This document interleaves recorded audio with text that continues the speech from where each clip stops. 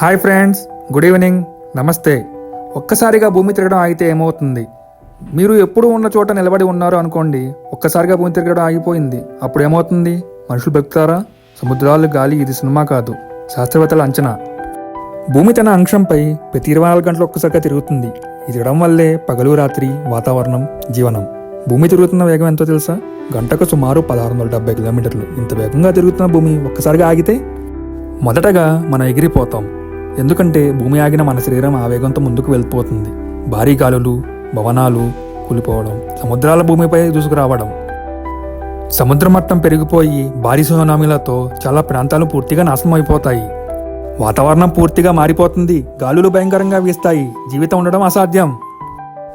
భూమి తిరగడం ఆగిపోతే ఒకవైపు ఎప్పుడు పగలే, ఇంకోవైపు ఎప్పుడు రాత్రే. పగలున్న వైపు తీవ్రమైన వేడి, నీరు ఆవిరైపోతుంది. రాత్రి ఉన్న వైపు తీవ్రమైన చలి, అంతా మంచుగా మారిపోతుంది. మనుషులు, జంతువులు బ్రతకడం చాలా కష్టమైపోతుంది.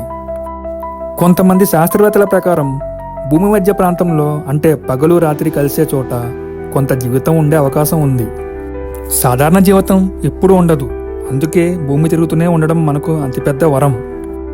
భూమి తిరగడం ఆగిపోతే మ్యాగ్నెటిక్ ఫీల్డ్ బలహీనపడుతుంది. సోలార్ రేడియేషన్ నేరుగా భూమిపై పడుతుంది. ఫలితం DNA డ్యామేజ్, క్యాన్సర్ రిస్క్, జీవితం అసాధ్యం.